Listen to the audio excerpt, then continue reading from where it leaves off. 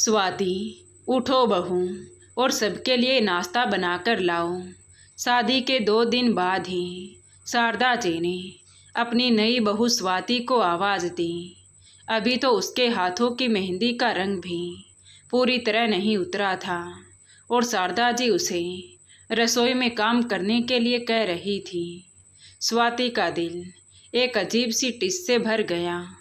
वो अपने माता पिता की लाडली बेटी थी और घर में उससे कभी कोई कठिन काम नहीं करवाया गया था, मगर विदाई के समय उसकी माँ ने उसे समझाकर भेजा था कि बेटा, ससुराल में अपने लाड प्यार की उम्मीद मत रखना। अगर कोई स्नेह दे तो उसे अपनी खुशकिस्मती समझना और अगर ना दे तो उसे अग्नि परीक्षा जानकर सहन करना।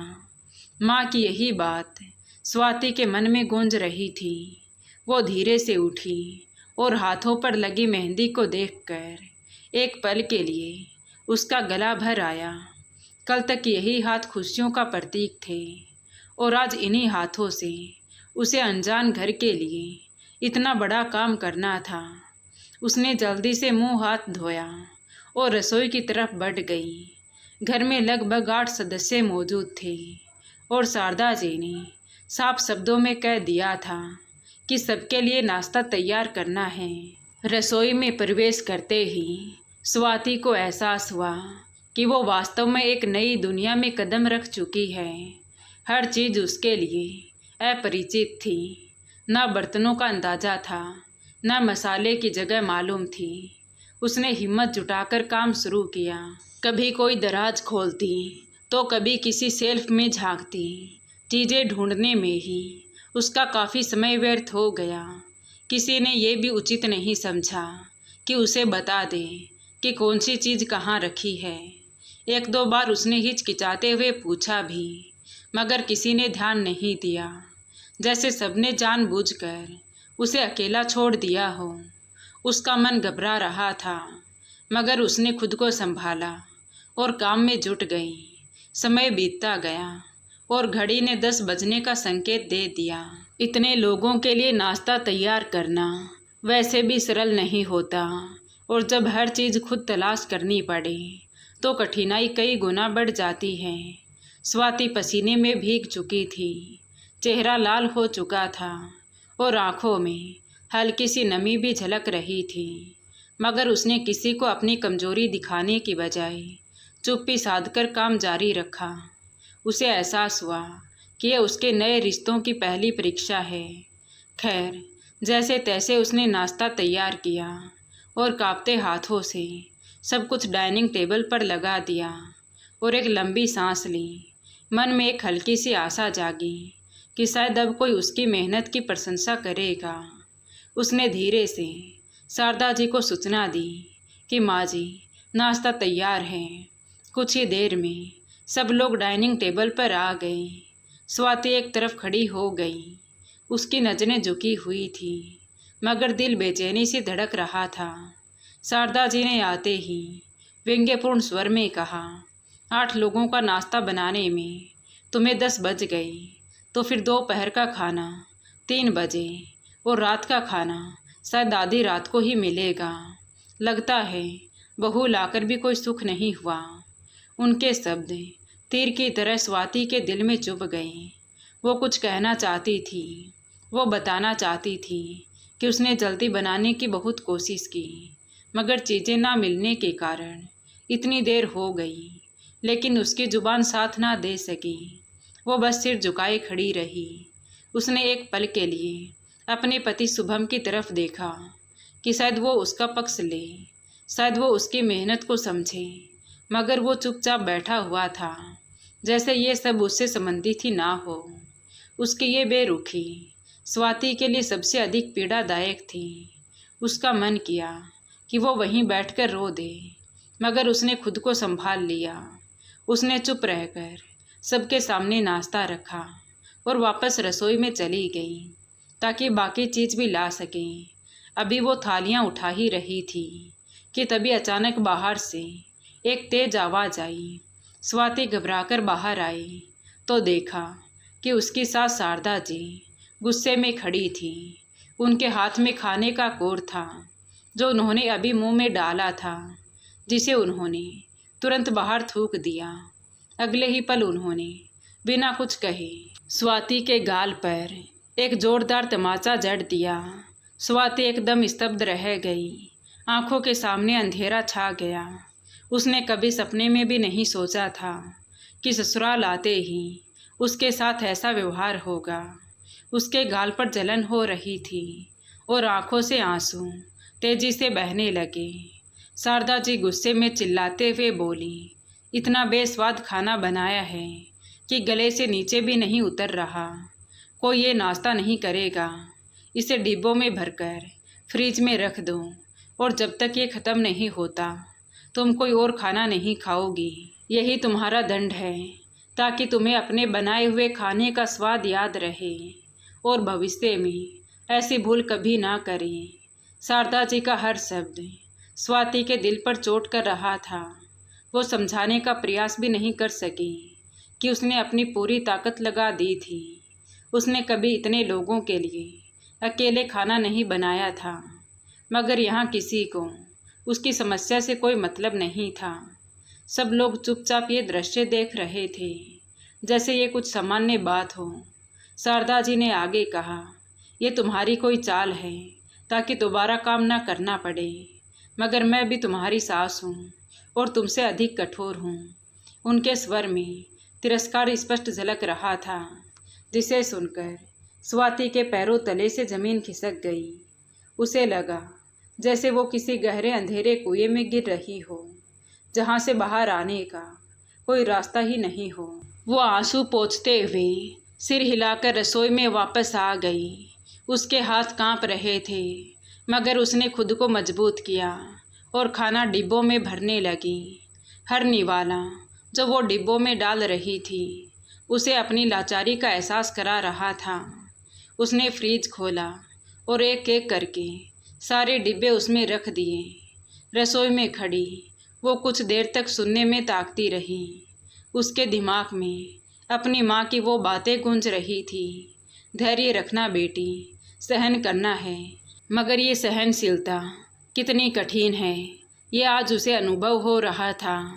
उसके हाथों की मेहंदी अब भी गहरी थी, मगर उसके मन की प्रसन्नता ओझल हो चुकी थी। कुछ देर बाद उसने खुद को संभाला और आंसू पोंछकर बर्तन समेटने लगी। बाहर से अब भी हंसी ठिठोली की आवाज़ आ रही थी, जैसे कुछ हुआ ही ना हो। उसके दिल पर यह सब और भी भारी पड़ रहा था। वो चुपचाप कामों में लगी रही। दोपहर तक उसने कुछ नहीं खाया। भूख लग रही थी, मगर शारदा जी की बात याद आते ही उसका साहस टूट गया। वो अपने कमरे में गई और दरवाज़ा धीरे से बंद करके बिस्तर के कोने में बैठ गई। आंसू फिर से बहने लगे। वो अपने आप को संभालने की कोशिश कर रही थी कि तभी दरवाज़ा धीरे से खुला। शुभम अंदर आया। उसके चेहरे पर लज्जा स्पष्ट थी। उसने कुछ पल स्वाति को देखा जो सर झुकाए बैठी थी, फिर धीरे धीरे चलता हुआ उसके पास आया और अचानक उसके सामने ज़मीन पर बैठ गया। स्वाति ने चौंक कर सिर उठाया तो देखा कि शुभम उसके पैरों के पास बैठा है। उसने कोमलता से स्वाति के पैर थाम लिए और बोला, मुझे क्षमा कर दो स्वाति, आज जो कुछ हुआ है उसके लिए मैं तुमसे माफ़ी मांगता हूँ। उसके स्वर में पश्चाताप स्पष्ट झलक रहा था। स्वाति ने हैरानी से उसे देखा।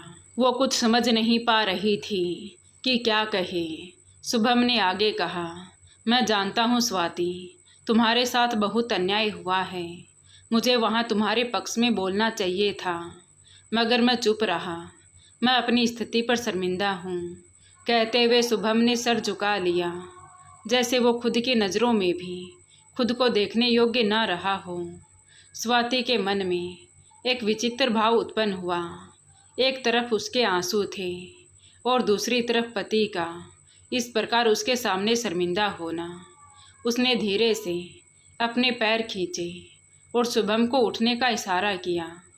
वो खुद भी बेड से नीचे उतर आई और धीमे स्वर में बोली, आप ऐसा ना करें, आप मेरे पति हैं, मगर उसकी आवाज़ में वो पहले जैसी कोमलता नहीं थी, बल्कि एक हल्की सी कड़वाहट और टूटन शामिल हो गई थी। तभी शुभम ने उसकी ओर देखा और फिर अचानक उसे अपने पास खींचकर गले से लगा लिया। स्वाति उसके सीने से लगकर चुपचाप रोती रही। शुभम ने उसके सिर पर हाथ फेरते हुए कहा, मैं वचन देता हूँ स्वाति कि भविष्य में तुम्हें अकेला नहीं छोड़ूंगा। मैं तुम्हारे साथ हूँ, तुम्हें सब अकेले सहन नहीं करना पड़ेगा। स्वाति ने आंखें बंद कर ली। उसने उसे माफ़ तो कर दिया था, मगर दिल के किसी कोने में एक टिस बाकी रह गई थी।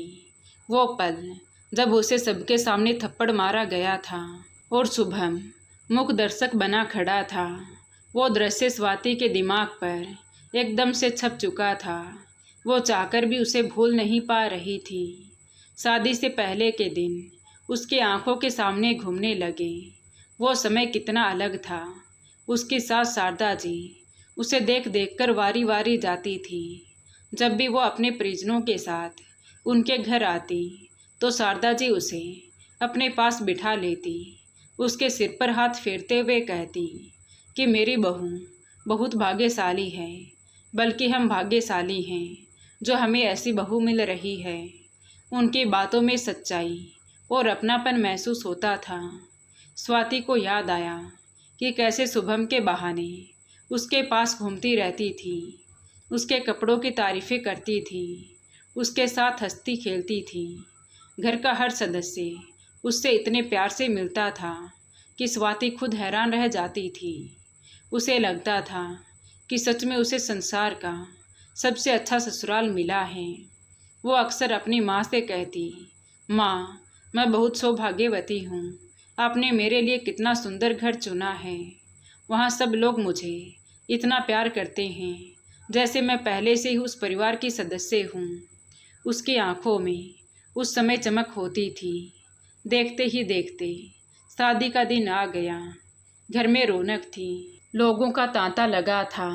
स्वाति दुल्हन के रूप में बैठी थी और मन में हजारों आशाएं संजोए हुए थी। उसे विश्वास था कि आज के बाद उसका जीवन और भी सुखमय हो जाएगा। मगर इसी खुशी के बीच एक ऐसा पल आया जिसने सब कुछ बदल कर रख दिया। बारात आ चुकी थी, रस्में चल रही थी। इसी दौरान दूल्हे यानी कि शुभम के परिवार वाले एक कमरे में बैठे थे, जहां स्वाति के पिता और कुछ अन्य लोग भी उपस्थित थे। वार्तालाप सुखद अंदाज में हो रहा था कि तभी अचानक किसी ने दहेज का प्रसंग छेड़ दिया।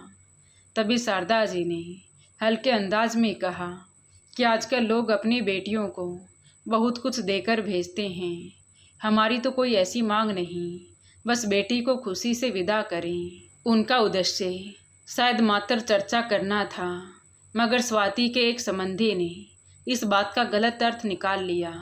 उन्होंने फौरन जवाब दिया, हमने अपने सामर्थ्य के अनुसार सब कुछ दिया है, हमें किसी के उल्हाने सुनने की आवश्यकता नहीं है।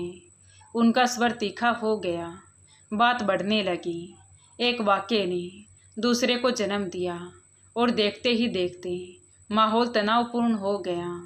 शारदा जी को लगा कि उनकी बात का अनर्थ किया गया है और सबके सामने उनकी बेइज्जती की जा रही है। दूसरी ओर स्वाति के पक्ष वालों को अनुभव हुआ कि शायद उन पर कटाक्ष किया जा रहा है। कुछ पलों की कड़वाहट ने वर्षों के संबंधों को प्रभावित कर दिया। तभी स्वाति के पिता ने आगे बढ़कर क्षमा याचना की और विवाद को ख़त्म करने की कोशिश की। मुद्दा वहीं रुक तो गया, मगर मन में एक खटास छोड़ गया।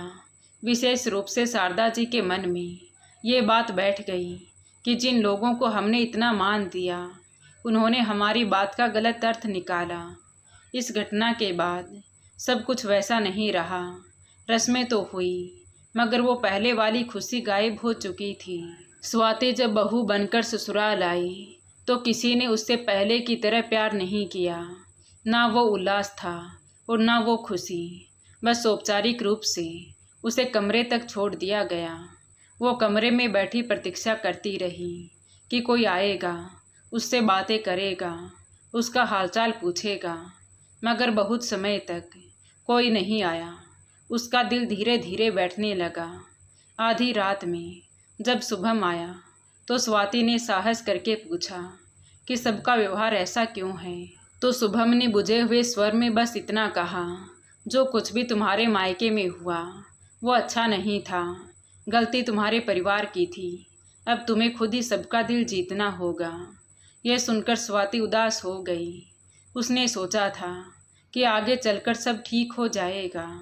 वो अपने प्रेम और निष्ठा से सबका दिल जीत लेगी। मगर आज जो कुछ घटित हुआ उसने स्वाति की आत्मा को झकझोर कर रख दिया था। उसने धीरे से आंखें खोली तो वर्तमान में वापस आते ही स्वाति के गाल पर पड़ने वाला तमाचा जैसे फिर से अनुभव होने लगा। वही पीड़ा, वही लाचारी। उसने एक पल के लिए शुभम की ओर देखा और फिर आंखें बंद करके सो गई। अगले दिन घर का माहौल ऊपर से सामान्य था, मगर स्वाति के मन के अंदर तूफान उठा हुआ था। सुबह ही शारदा जी ने घोषणा कर दी थी कि आज उनकी दोनों बेटियां खाने पर आ रही हैं और घर में विशेष आयोजन होगा। उन्होंने ऊंचे स्वर में सबको निर्देश देने शुरू कर दिए कि क्या क्या पकाना और कैसी तैयारी करनी है। फिर उनकी नज़र सीधी स्वाति पर आकर टिकी और बोली, बहू, आज सारा खाना तुम ही बनाओगी। कल की तरह कोई कमी नहीं रहनी चाहिए। स्वाति ने कुछ पल उन्हें देखा, फिर शांति से सिर हिला दिया। ऊपर से वो सहमत थी, मगर उसके अंदर कुछ बदल चुका था, क्योंकि उसने कल ही 2 समय का खाना बनाया था। कठोर मेहनत की थी, खुद को थका दिया था, मगर बदले में उसे प्रशंसा नहीं बल्कि तिरस्कार मिला था। उसके गाल पर पड़ने वाला तमाचा अब भी जैसे स्पष्ट था। वो रसोई के बीच खड़ी हो गई। उसने चारों ओर नजरें दौड़ाई। वही चूल्हा, वही बर्तन, वही दीवारें, मगर आज उसके अंदर की स्वाति वो नहीं थी जो कल थी। उसने गहरी सांस ली, जैसे कोई संकल्प कर लिया हो। उसने बर्तन निकाले, थालियां सजाई, मगर इस बार उसने खाना नहीं बनाया। वो धीरे से बाहर गई और आंगन से मिट्टी उठाकर ले आई। फिर एक एक बर्तन में मिट्टी भरने लगी। उसके चेहरे पर ना गुस्सा था, ना व्याकुलता, बल्कि एक अजीब सा शांति का भाव था, जैसे वो अपने स्वाभिमान के लिए खड़ी हो चुकी हो। जब दोनों बेटियां आ गई तो घर में हलचल बढ़ गई। हंसी मजाक से पूरा घर गूंज रहा था, जैसे कल की घटना किसी को याद ही ना हो। शारदा जी घर में सबको बता रही थी कि आज का सारा खाना स्वाति ने बनाया है। स्वाति ने चुप रहकर सारे बर्तन डाइनिंग टेबल पर सजा दिए और एक और खड़ी हो गई। जैसे ही सबने ढक्कन उठाए तो एक साथ चीखें निकल गई। किसी ने हैरानी से देखा तो किसी ने गुस्से से, क्योंकि सारे बर्तनों में मिट्टी भरी हुई थी। ये क्या बकवास है, शारदा जी चिल्लाई तो स्वाति ने पहली बार जवाब दिया। उसके आंखों में आंसू नहीं थे, सिर्फ दृढ़ता थी। बकवास नहीं माँ जी, ये वही है जो कल आप लोगों ने मेरे साथ किया था। कल मैंने खाना बनाया था, दिल से बनाया था, मगर आपने उसे ज़मीन पर गिरा दिया और मुझे सबके सामने अपमानित किया। आज मैंने सोचा कि वही चीज़ आपके सामने रख दूं जो आपके मन में मेरे लिए है। यह सुनकर कमरे में खामोशी छा गई। तभी स्वाति ने आगे कहा, मैं वो नारी नहीं हूँ माँ जी जो चुप रहकर अत्याचार सहती रहूँ। मेरे माता पिता ने आपसे माफ़ी मांग ली थी। मेरे पिता आपके सामने झुके थे, वो भी आपकी ही उम्र के थे, मगर आपको उनकी वो माफ़ी दिखाई नहीं दी। ये सुनकर शारदा जी निशब्द रह गई। उनके चेहरे पर पहली बार पश्चाताप के लक्षण थे। स्वाति ने कहना जारी रखा, माँ जी, आपने ऊपर से तो माफ़ कर दिया, मगर मन में गांठ बांध ली और फिर उसका बदला मुझसे लिया। लेकिन मैं ऐसी नहीं हूँ, मैं मन में बात नहीं रखूँगी। मैं स्पष्ट कहती हूँ कि आप लोगों के व्यवहार ने मुझे बहुत दुख दिया है। उसने एक पल के लिए शुभम की ओर देखा, जो अब भी चुप खड़ा था। और आपने भी कल कुछ नहीं कहा, मगर अब मैंने निर्णय कर लिया है यदि इस घर में रहना है तो सम्मान के साथ रहूँगी। यदि आप लोग मुझे सम्मान दे सकते हैं तो मैं सारे काम करूँगी, पूरी निष्ठा से करूँगी, वरना आप अपने बेटे को संभालें। मैं यहाँ नहीं रहूँगी। मुझे अपने आत्मसम्मान से बढ़कर कुछ भी नहीं चाहिए। ये सुनकर कमरे में खामोशी छा गई। शारदा जी की आंखों में आंसू आ गए। हमसे गलती हो गई बहू। उनका स्वर थरथरा रहा था। हमने गुस्से में आकर तुम्हें पीड़ा दी, हमें माफ़ कर दो। एक एक करके सबने सिर झुका लिया। शुभम आगे बढ़ा और पहली बार दृढ़ता से बोला, हम सबसे बहुत बड़ी गलती हो गई है स्वाति, मगर आगे से वादा करता हूँ कि कभी तुम्हारे साथ कोई अन्याय नहीं होगा। स्वाति ने गहरी सांस ली। उसके दिल का भार जैसे हल्का होने लगा था।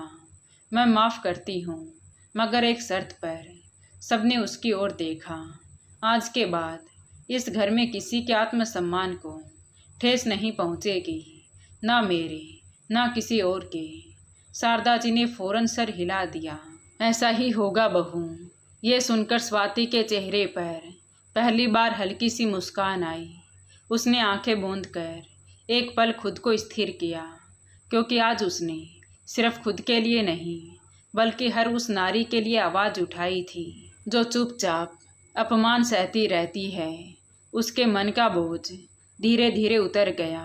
घर का माहौल अब एकदम से बदल गया। अगले दिन सुबह जब स्वाति उठी तो वो चौंक गई, क्योंकि रसोई में पहले से ही शारदा जी खड़ी थी। आओ बहू, आज नाश्ता हम दोनों साथ में बनाएंगे। स्वाति की आंखों में हल्की नमी आ गई, लेकिन इस बार वो आंसू दर्द के नहीं बल्कि सुकून के थे। समय के साथ घर का हर रिश्ता बदल गया। अब वहाँ आदेश नहीं, सहयोग था, ताने नहीं, समझ थी। और सबसे बड़ी बात, अब उस घर में हर किसी के आत्मसम्मान की कदर होने लगी थी। तो दोस्तों, स्वाति का फैसला आपको कैसा लगा कमेंट करके ज़रूर बताएं। कहानी अच्छी लगी हो तो प्लीज़ वीडियो को लाइक करें, शेयर करें और हमारे चैनल कहानी विद देवांशी को सब्सक्राइब ज़रूर करें। Thank you.